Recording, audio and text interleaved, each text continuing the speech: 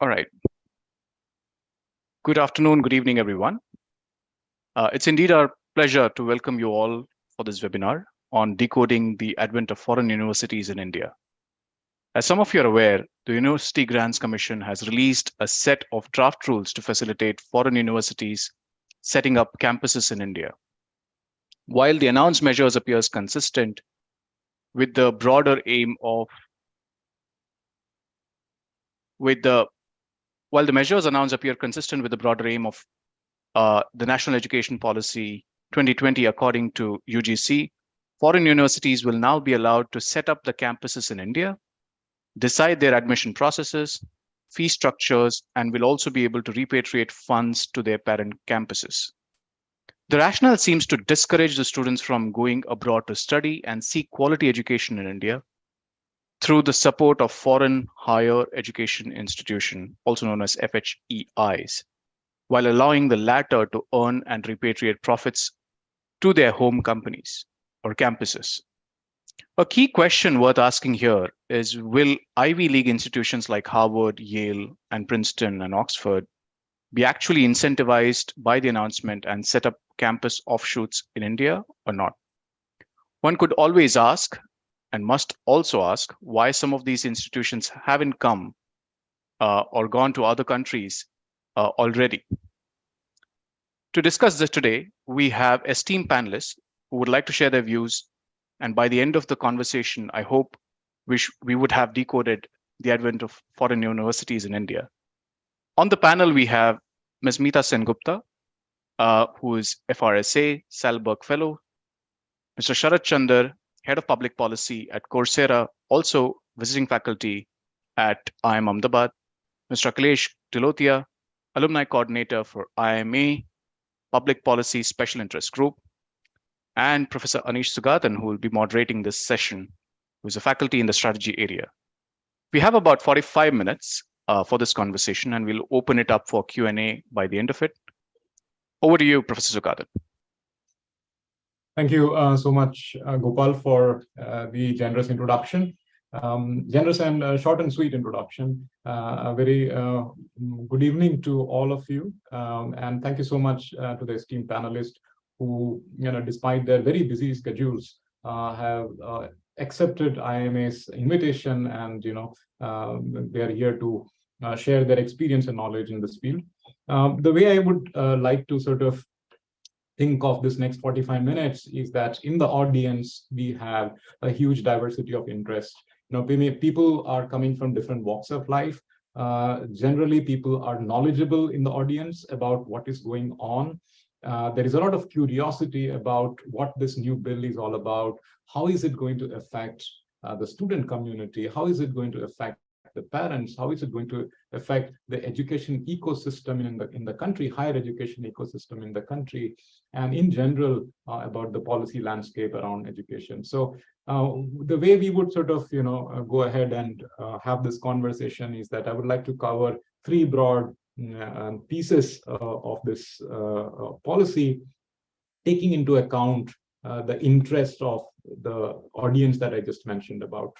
So from the esteemed panelists, I would request that please, feel free to respond to the questions as you deem fit. And then, we will play by the ear and then take the conversation forward in a way that sort of, builds on to the discussion that we are already having.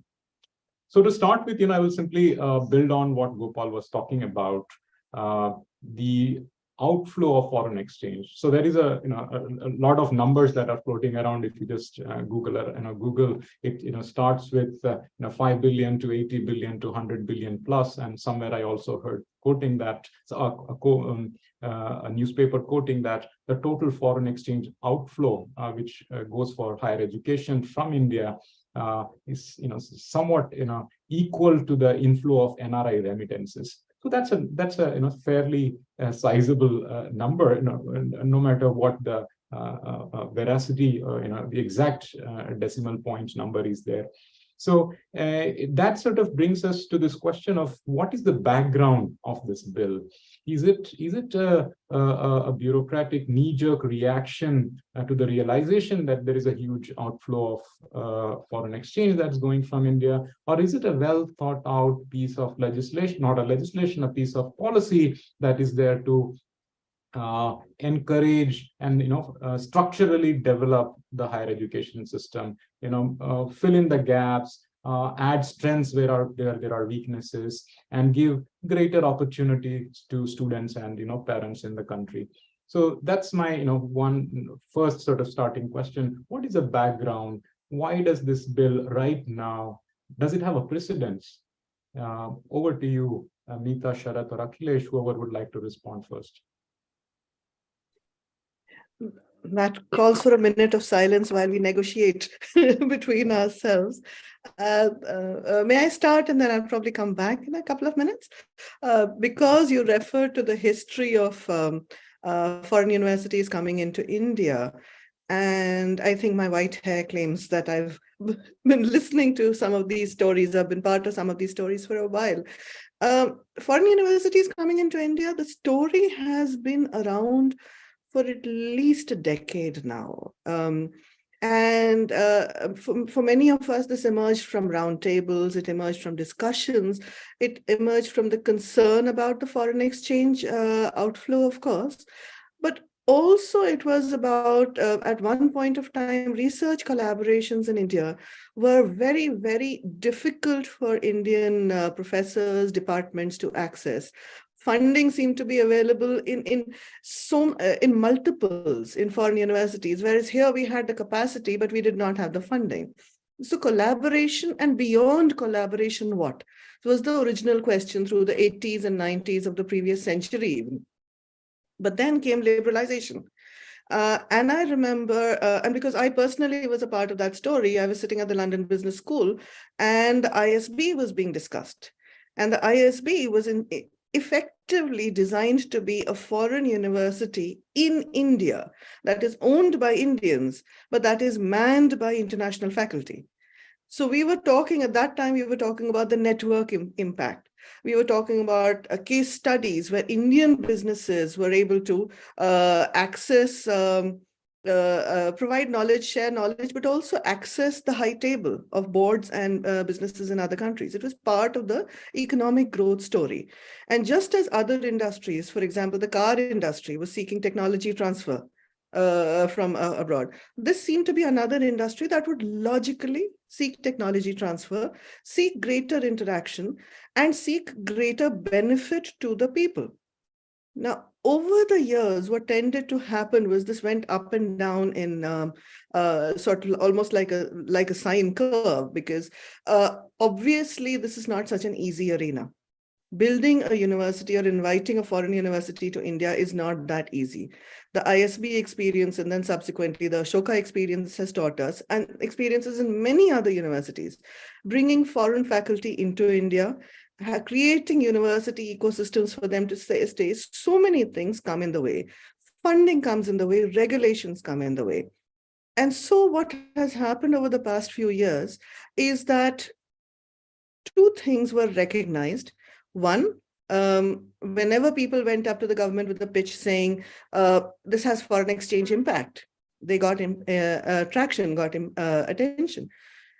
But we also went up to the ecosystem, not just the government, but everybody in that. And we said, this actually has a bigger story.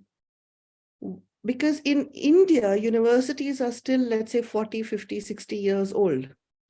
This grand story of internationalization in the UK and the US, the two big successes, both in terms of income, the grand success of these is really the growth of soft power, international power of these countries. Because foreign educations, foreign universities, the interaction between students, the kind of cultures that you create, the kind of bonds that you create between students, professors, etc., have deep and lingering impacts for decades and decades after that. Now, that story has not got enough traction.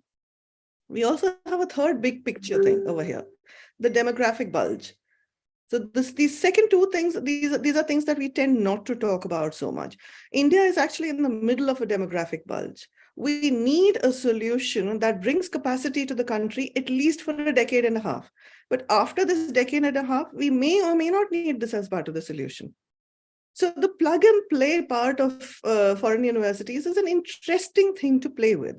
You're right, this is not the first time this invitation has been sent out to foreign universities. We've been inviting them again and again. In fact, I was just telling Sharath that it was in when Coursera was first set up. Rick Levin actually came in to the country to say, we can be your virtual university. We can be your grand foreign virtual university. We have everything. And we've just begun to set up. And that was before Coursera's biggest successes came in. So it was a wonderful, wonderful, wonderful time. The government at that point of time had just set up its own Swayam platform. And so Coursera and Swayam seemed to be in competition at that time. So, the story of foreign universities in India has been fall down 7, get up 8. You start, you stop, you start, you stop. And this particular one, and I, of course, have more to add to this, but you asked for the backstory. This particular one seems to be part of this long game of bringing foreign universities or global interaction into both the research and training space. And it seems to be one negotiating move on the chessboard that is international education. I'll pause here for now. Thank you, Meeta, for the background. If Sharath would like to go next, Sharath, anything to add to that? Yes, indeed.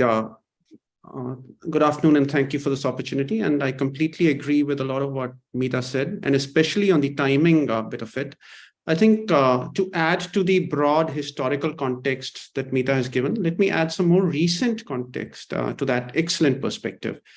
So I think it's important to start by saying that the National Education Policy of 2020, among many other things, also envisions that India will be promoted as a global study destination, one that will provide affordable and high quality education.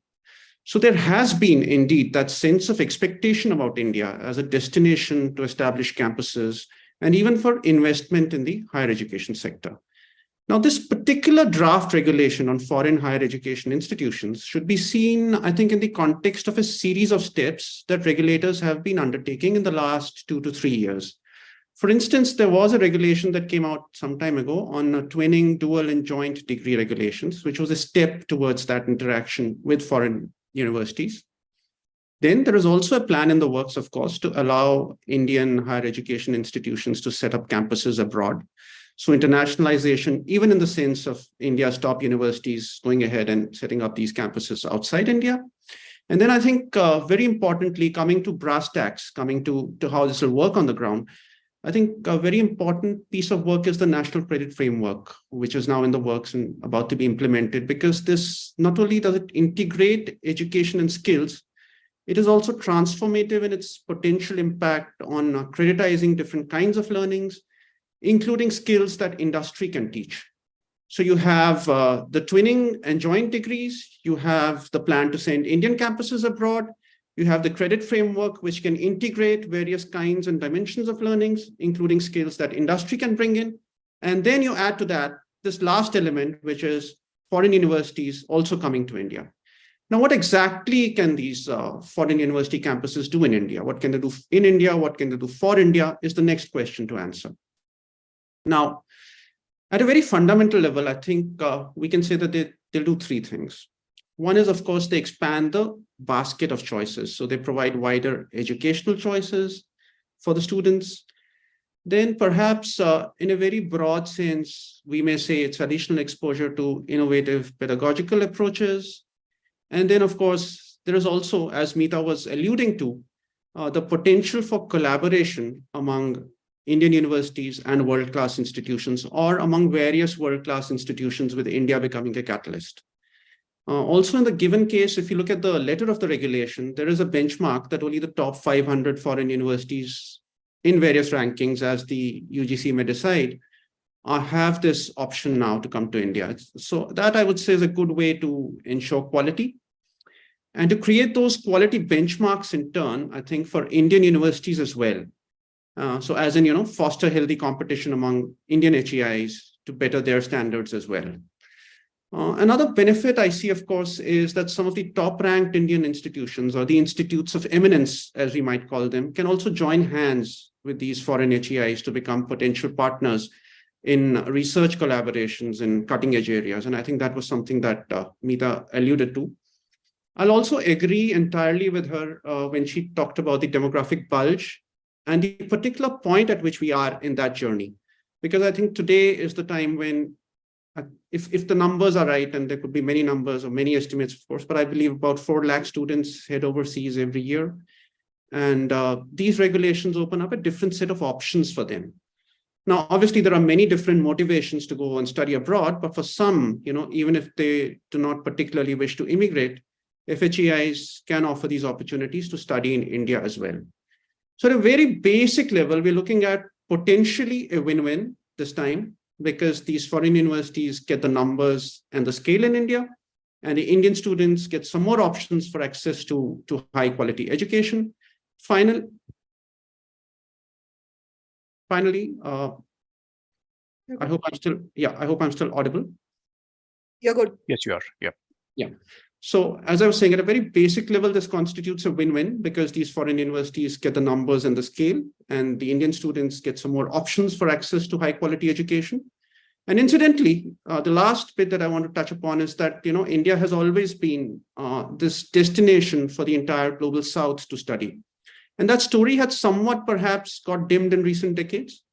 But I think the aim here is also to provide that environment for people, not just from India, but also from other parts of the third world, so to say, or from Africa, the rest of Asia, maybe even from Latin America and other parts of the world, to come and study in India. And that's why, that's, I think, some of the bigger picture. I think that benefit cannot be ruled out. So that's some of the bigger picture. I think that benefit will not be ruled out. Yeah. Thank you, Sharad. Anything, Akhilesh, you would like to add, or we can jump to them? Just a couple of quick points. And I think purely from a public policy perspective, one aspect that has been happening in higher education is the introduction of more and more competition, and which is whether it's the private universities which have come up, or whether it is the point that came about on digital entries coming up, especially over COVID. I think a lot of folks realized that you can access high quality education of foreign institutions sitting right at home, whether they come in formally as a physical infrastructure here or not. That's something that from a skill development perspective, a lot of folks have followed. So purely from a public policy perspective, I think this just increases the sort of competition and choices that students, faculty, the entire ecosystem has. And I think that is an important public policy aid. A second aspect, and I don't know how much of that would have driven this public policy aspect, but an interesting number that came about recently is that over the last decade, about 16 lakh people have given up on their Indian citizenship since 2011 till date. A large part of that is also driven by the fact that when students go abroad, immigration is an important consideration. Is that something that is a specific public policy point of view when designing this? Is, again, for the policymakers to respond to, but I think it's an important metric to keep a track of as to whether education has become a route for immigration out. This is neither a comment in terms of saying whether immigration is good, bad, should be encouraged, discouraged, etc. But it's an interesting and a reasonably large number, similar to the large numbers that get thrown around for the $billion that are spent outside. The sheer amount of immigration out is an interesting and an important component from a public policy perspective. And finally, the last point, there was an interesting, the way Gopal set it up was interesting as to whether the Ivy League colleges will come or not. But just like the demographic bulge, I think the bulge is also not necessarily of people ending up in Ivy League colleges. The bulk is in a wide variety of disciplines. And I think in a sense, the Ukraine situation also showed us the fact that it's not necessarily that the students end up in only the Ivy Leagues, and that's where they are headed out, but into a wide variety of courses in countries across the world. And so is it, again, as the ecosystem evolves to getting and welcoming some of these entities into India, purely from a segmentation perspective and a business strategy perspective, should we expect the Ivy Leagues to come in first, or some of the other universities and locations to potentially come in, is something that I think we should evolve. So some points from a more public perspective as opposed to just education. Thank you, Akhilesh. Yeah. Yeah, Ani, may I a little bit? Sure, Mita. Yes. No, because for those of us who, and thank you, because it's the Public Policy Center that's hosting us today. Thank you for bringing the public policy thing. It's very interesting, specifically for this policy, because it is it's an evolution of policy as we see it. So Right. 3 to 5 years ago, we had invited the top 100 universities coming in, and so on and so forth, right? That it unrolls, it unwinds, it creates negotiating positions. So the one perspective that we won't speak of in detail, but for those of us who are policy enthusiasts over here, watching this as an evolution of policy. Instead of the top 100, we have the top 500. Now there is this concession about sending your money back. Secondly, this particular policy happens to be at the cusp of 3 different areas. It's at the cusp of foreign policy, it's at the cusp of education policy and macroeconomic policy, as we have just discussed. For those of us who again study policy and public policy, this particular one has so much richness and depth in its analysis or potential analysis, and in understanding the way we are keen to build the growth of the country. Thank you, Mita. To add to that unifying sort of commentary. Absolutely. And let me sort of I'm sort of telepathically getting a sense that there are many parents in the audience, and maybe a few grandparents also. So if I put on my parent hat, I'm a parent to a 16-year-old. You're looking forward to your child entering into the higher education space, right? So it has multiple implications, both financially for an Indian parent, and also you already mentioned choices in terms of what they want to pursue, right? So when I, as a parent, when I go and talk to other parents who are on a similar boat on this particular topic, 2 things come up. One, would this immediately open up doors for the most coveted institutions in the world, the Ivy League conversation that we had, which means that your retirement savings are still intact with you, or is it that it's never going to sort of attract that cream of the universities. So I just looked at, did some research, and there is this very interesting report from the cross-border education research team, CBERT, and the 2020 report. They actually look at how many countries already have foreign higher education institution inviting policies for foreign education, and how many campuses are there. Interestingly, the report says that there are around 37 countries which have these policies, and of which 300 odd campuses are, foreign higher education campuses are spread abroad, of which the highest number, 42, is in China. And what is interesting is that among the 42, there is only one top tier university, which is NYU in Shanghai. All others are catering to a different segment of students, a different segment of business, so to say, they are sort of, operating in. That sort of makes me a little, less optimistic. When you're talking to parents, hold on your excitement. Maybe it will take a while, but I want to sort of hear from you. I'm sure Akhilesh also had this conversation as a prospective parents, but if you put on that hat as a potential affected party who is sort of eagerly looking forward to this, what are your views? When would this promise become actually a viable promise, or an opportunity for them to look forward to? Again, maybe if you want to go in the same cycle, Mita, Sharath, and Akhilesh. Maybe Sharath? Yeah, maybe I go first. Perfect, Sharath. Yeah, and I think my answer will be fairly brief to that one.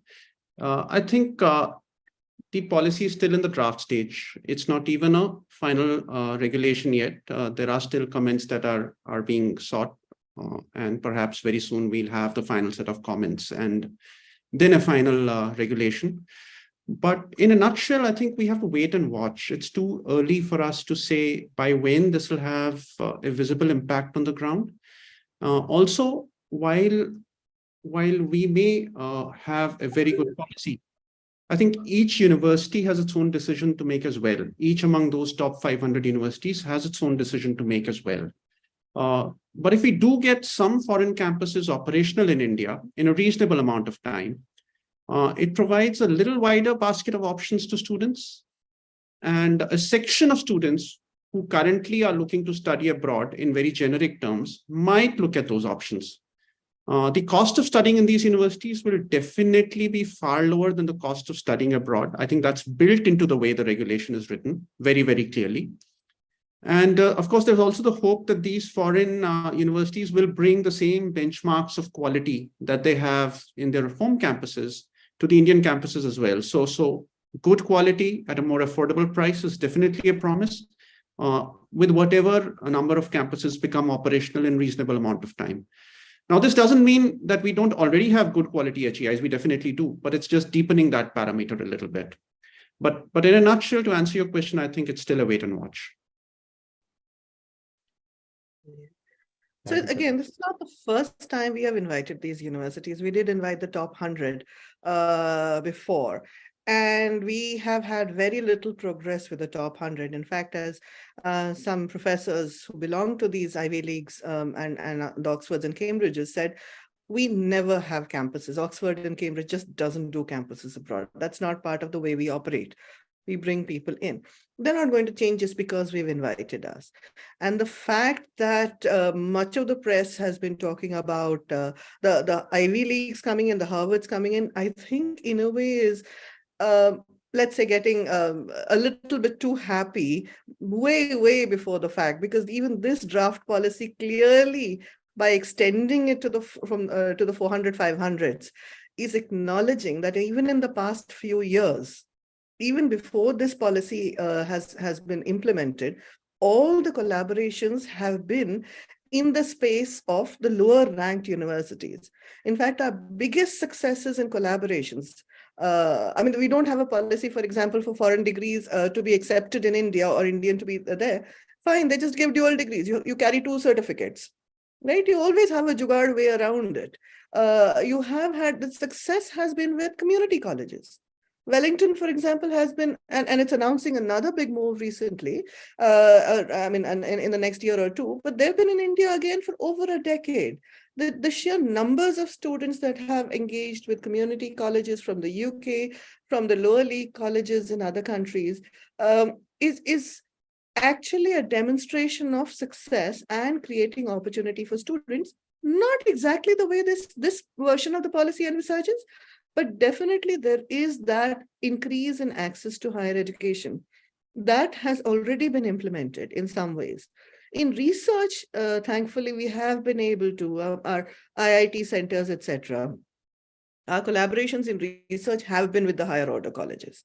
And I think that stands as a testimony to the ambition, the research ambition that India has.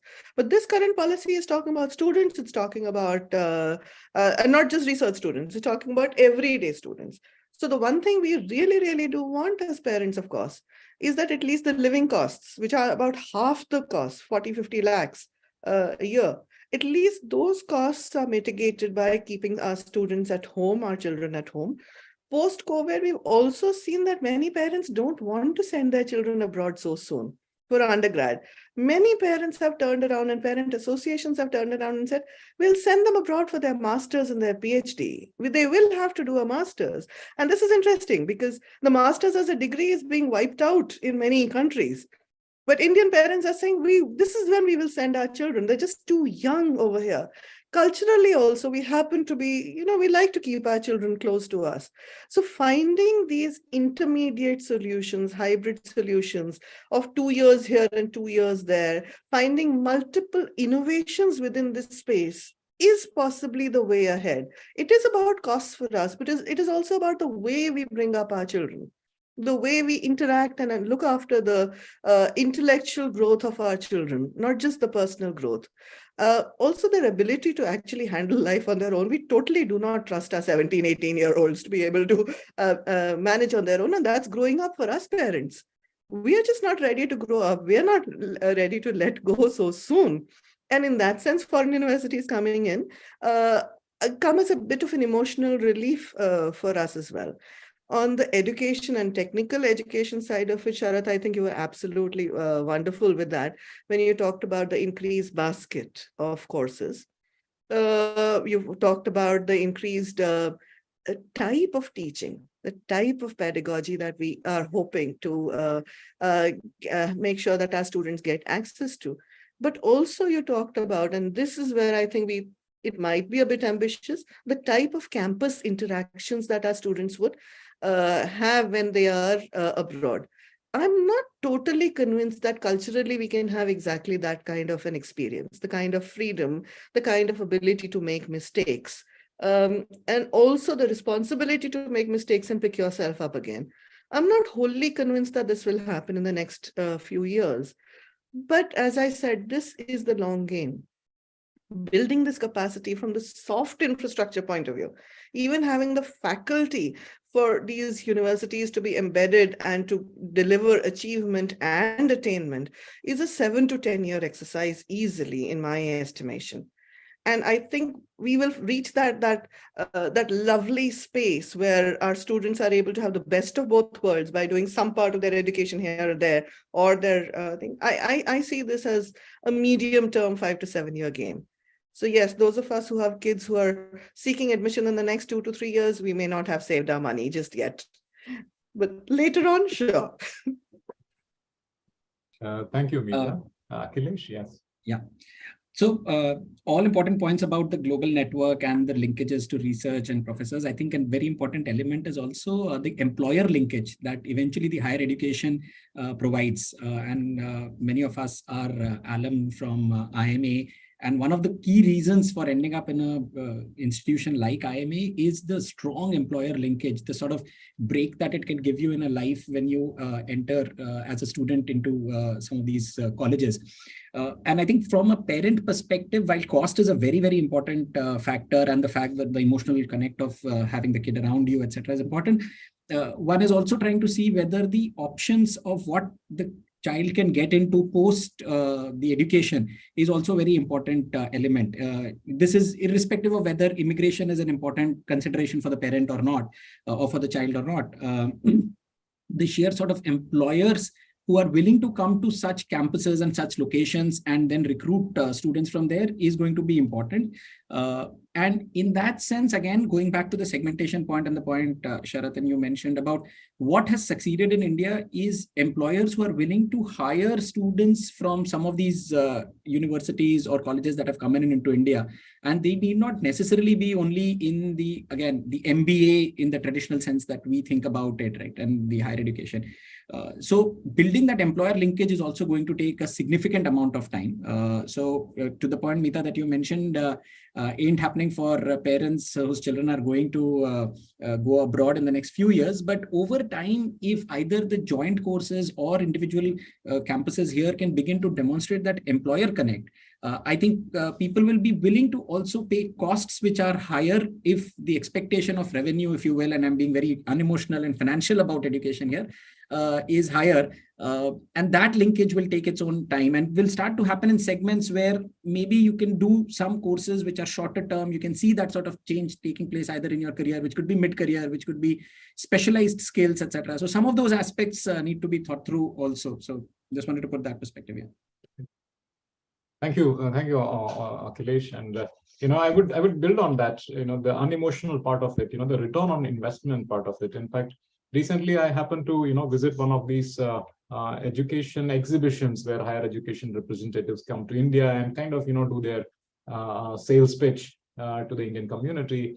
And I happened to talk to one of them, and the first opening line of the conversation was that it's going to cost you so much, and the return on investment is going to be so much. So it's a very attractive return on investment. And the specific point of reference he made that it's going to give you a higher returns than investing into a diversified portfolio in the Indian stock market. So that's the way, the markets are operating on this. So let me sort of, we have we're running close to the closure of the discussion, but I would like to now step down in my role as a parent and sort of put on the hat of an academic, a professor who is employed in a public university like IIMA Ahmedabad. And through that lens, when I view this policy and the text of the policy, I have several concerns, several questions, and I'm hoping that you could at least respond to some of them. And let me highlight the top two concerns that come to my mind. The number one thing is about repatriation of surplus and profits back. Essentially, making it a financially attractive, viable investment opportunity from the university perspective, that you're not going to be losing money. If that is the intent, I do not know. Now, it has several ramifications. We know 2017 when the Andhra government decided to sevenfold increase their medical school fees. The Supreme Court came down hard, and if I read out verbatim, the court said that education is not a business to earn profits. Now, in that context, if I sort of try to look at what implication does foreign higher education institutions and the kind of repatriation clauses that we have built into will have impact on access, equity, these are, and social justice. For example, in India, higher education institutions have been the mechanisms and instruments through which we have been delivering some of these social goods to the large, and higher education, at least in India, has been a stellar example of successfully providing that to several generations of students. What's going to happen to all that? Are we going to hold the foreign higher education institutions also accountable on these other dimensions that, as a country, we expect our own higher education institutions to stand up to? I'll wait for you guys to respond before I raise my second question. Yeah, thank you. Yeah, no, that's an amazing question. That's an amazing question. I mean, as Sharad said, this is totally in line with the new education policy. But also within the Indian education landscape, we have consistently held that education is a social good. We have consistently held as a country that this is a not-for-profit operation. Even though people have found jugaad ways of creating vendor chains, etc., and extract profit from it in some ways, in principle, and definitely it remains a not-for-profit enterprise. So what you're doing in that sense is you're creating a non-level playing field. You're saying the foreign entrants have the right to be a for-profit institution, while the locals do not have that right and must remain not-for-profit. That, I think, is going to create a huge problem philosophically and possibly in many other ways. Not having a level playing field is pretty much not acceptable in many circuits. I'm surprised I haven't heard more about this, and because it's just a draft policy and comments are due on this. The other part of it is education is about a wider set of things than just training to be employed. Education is a much, much wider way of doing things, and I don't need to belabor the point. Here, when you're saying for-profit, executive education is for-profit across institutions. Training is for-profit across employers. So are we talking about training institutions when we say foreign education, higher HEIs? Maybe that's all we're talking about. And if we are talking only about training, then let's just explicitly call it that. Why call it higher education? then you solve the problem over there. In terms of the social good, the response from the authorities has been that we are hoping that they bring in scholarships to bridge that gap over here. I'll pause over there because a simple bridge like that is not good enough. I think we need a lot more in-depth conversation about the social and the economic ramifications across the population for this. It's an amazing question, a beautiful question. I think what I'll do is I'll build on what Meeta said. So I don't disagree with anything at all that Meeta just said. In fact, I find myself in agreement. But I think there are some more dimensions we need to look at. One is, of course, as I said earlier, that we should look at the implementation of the national education policy holistically as a wide range of measures, and look at the impact that they would collectively have on the ecosystem. If we were to look at just one, sometimes we may tend to overestimate the impact of certain parameters, and I think we should avoid that particular focus over here. So if the government is doing if a government is doing a foreign university regulation, the government is also doing a national digital university, wherein the focus is entirely on eliminating seat limitations, increasing access and equity, even if it is online, but increasing access to the best institutions and the best kind of teaching and learning material for almost everyone, and to even eliminate the barriers of age and when someone studies, and to upskill and reskill to create those opportunities. So it's a range of measures that I think we need to analyze from the public policy perspective holistically. And probably there are different measures that are addressing different imperatives. And this is just one of them. The other is that if we are to realistically look at the goal of 50% gross enrollment ratio in higher education, I think all of these measures have to fire in unison. We need foreign universities coming here. We need a lot more Indian public universities, a lot more Indian private universities. We need a lot more people learning online and doing online degrees. I think all of that needs to happen before we can really double our enrollment ratio from 27% today to about 50% in reasonable time. Finally, I think if you look at the burden on India perspective, which is something that I think Professor Anish was also mentioning, I think the burden has to again be seen as an alternative choice. Do we want more people going abroad and putting that strain on India's forex reserves or on the outflow? Or are we accepting a lower outflow by these universities coming to India, which would be a better policy goal? So that's a question. Also, I see some comments coming in the chat box. Also, I'm believing there are a lot of questions out there.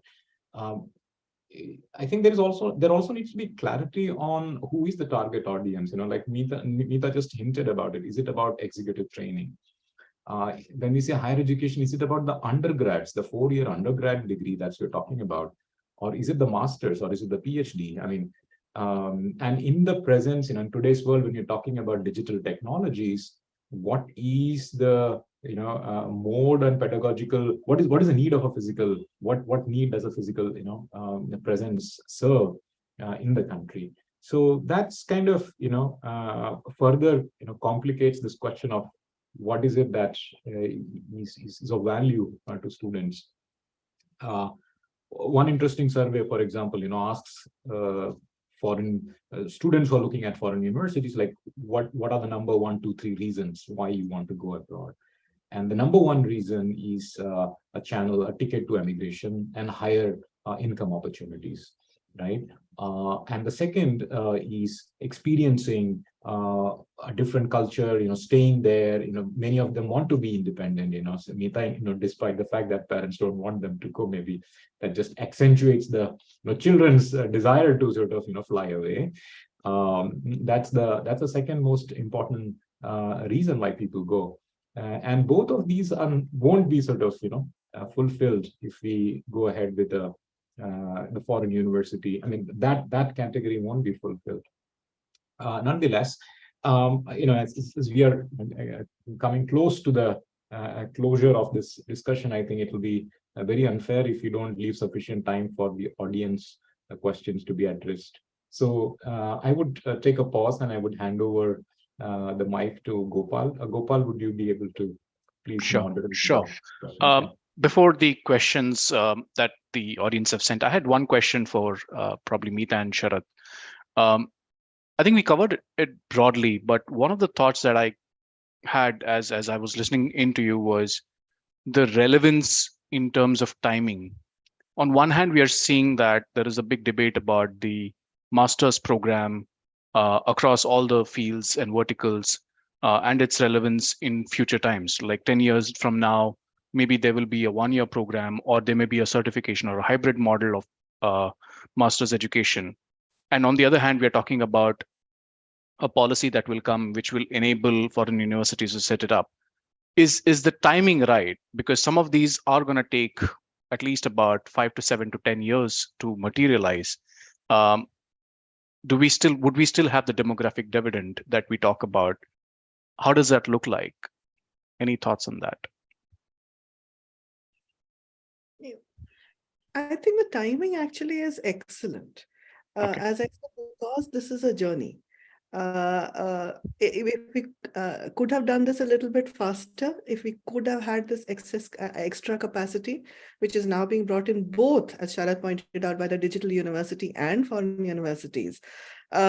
If we could have had it by now, that would have been great. We do already, in a way, de facto have some of this foreign university capacity over here in India already. So I think that the evolution and the questions that are being raised at this point of time are entirely appropriate for now. We're asking questions like, is this a ticket to immigration? Is this a ticket to the masters? Do we have, do we use a Vasuli approach? I mean, बच्चे को doctor engineer बनाना है. What is that if that is not pure economics? That is saying you have an assured NPV, you have an assured economic future ahead of your children. That is the utilitarian point of view. So at this point of time, when you're saying it's actually philosophically totally consistently aligned along the way, saying our students will be able to still study in India, will be able to do it at a lower cost, will be able to get a ticket to foreign education and therefore foreign immigration. And therefore, this is a smarter, more efficient way of engaging our children's route abroad. It is a path to immigration. It is entirely possible, but it is also a possible path to hybrid immigration, where you're saying that your students have both the capacity to engage with India culturally and professionally, and the capacity to engage abroad. So it's not pure immigration in the old sense. It's not pure brain drain in the old sense. It is the ability to straddle both worlds. And I think that's the interesting challenge that has sort of been thrown out by this policy at this time, even though it doesn't explicitly talk about it.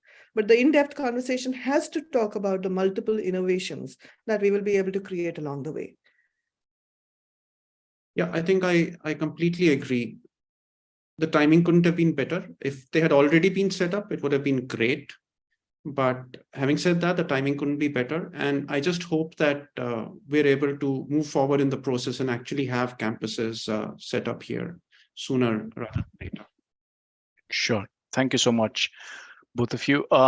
We have a few questions, and I'm going to read some of them. So good afternoon, panelists. I agree with the entry of foreign universities in India can bring new ideas, technologies, and pedagogical approaches to the country, leading a more robust and diverse education system. My concern is, what if it leads to brain drain at higher level, as access to foreign universities and research opportunities will be more to Indian students, where highly skilled Indian students and faculty leave the country for better opportunities elsewhere. It could lead to loss of talent and expertise in the country. Meeta, I think you touched upon this, but do you want to add anything? Well, Sharath actually does this, meets people like this in his work all the time. So maybe I'll take that. I think as far as this particular policy is concerned, it doesn't change anything anywhere. The options for people to move abroad, to study abroad already exist. If anything, this is actually reducing that tendency rather than tending to increase it. So yeah, sure. Meeta, anything you want to add?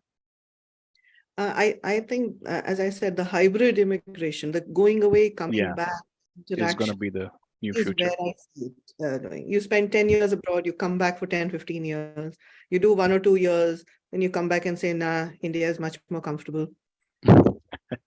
Sure. The next question is from Niranjan Selvaraj.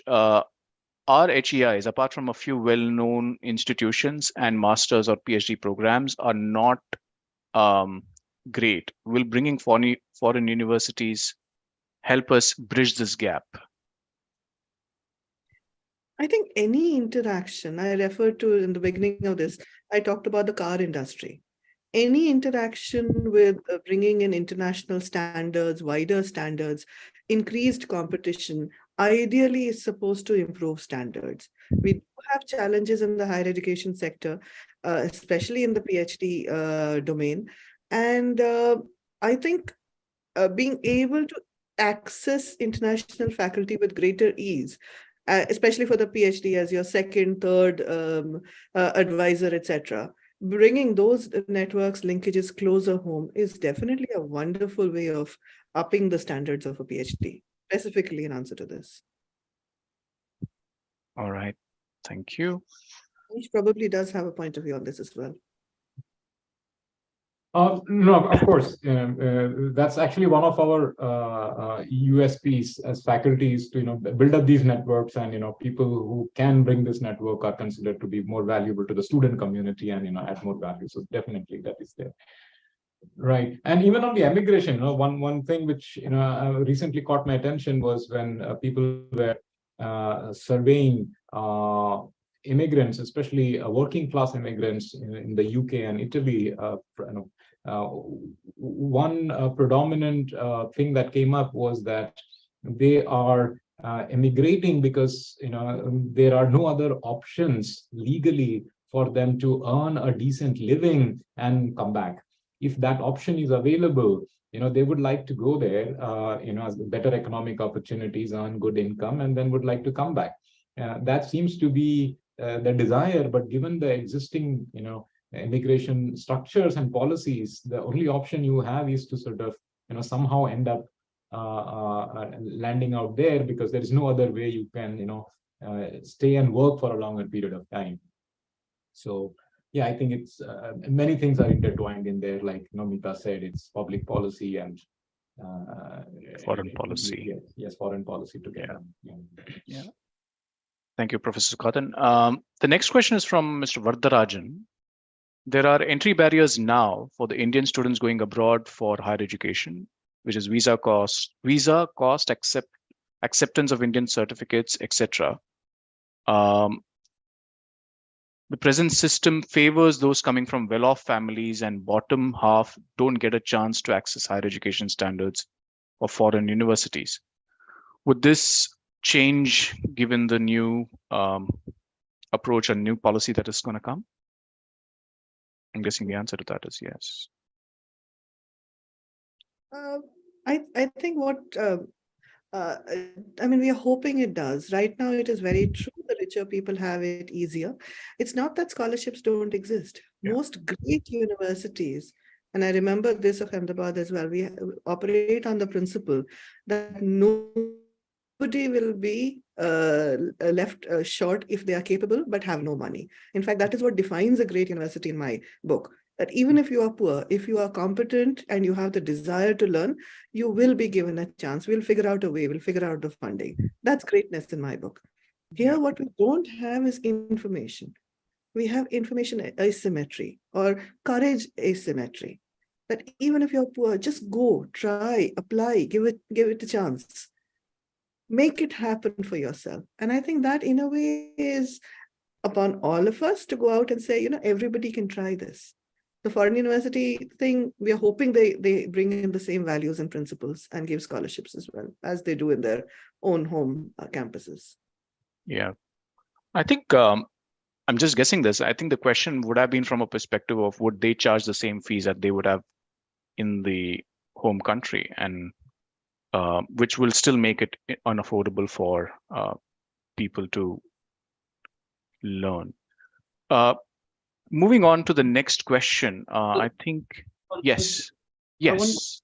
That one specifically in terms of the letter of the draft regulation, which I think makes it very clear that whatever fees they charge has to be a transparent fee structure, and it has to be affordable. Affordability has to be a key principle there. So definitely affordability is an important metric that's included within the letter of the draft regulation as well. Thank you. Thank you. Bharat, for that quick, reference to the policy document itself. Thanks, Sharad. The next question is, are your higher education institutions and management confused? Are research institutions, teaching centers, or there is no clarity? Is it leading to mediocrity? So let me respond to that. When I was just looking at this new policy, did a quick search on how many Indian universities are there, by the way. It seems there are around 100 odd Indian universities, around 932 or 64 is the right number, total number of universities. And these universities, when you have, you can approach it from two ways. By bringing in or opening up venues for foreign universities, either we are saying that, okay, you know what, we are giving up on reforming the existing universities, or making that as an reforming them up to the level of whatever the global standard is, or we are saying that we will bring these institutions and then there will be competition which would sort of automatically kick in the market forces and things like that. On our existing higher education institutions being confused, I mean, I cannot confirm nor deny, because that's the broadest universe of institutions that you're talking about. Some of us are definitely confused. Some of us are, maybe, we think we are not confused. So, yeah, thank you for, raising that existential question. Yeah. Sure. The next question is, the fees charged by FHEIs are often much higher vis-a-vis Indian institutions, which could make education less accessible. I think Sharath answered this question more from a policy perspective. The next one, Gopal, you may want to sort of, given the positive time, you may want to sort of pick and choose questions which. Yeah. I think I'll go with the last question now. Awareness will lead to more people joining these universities and ready to join raised globally. Currently, it is limited to financially strong background people, even if they are not talented as much. Will this ease of international education open the gates for middle-class brainy kids to go out? This policy will take any scientific data into account for calculating the overall gain in stopping or limiting brain drain.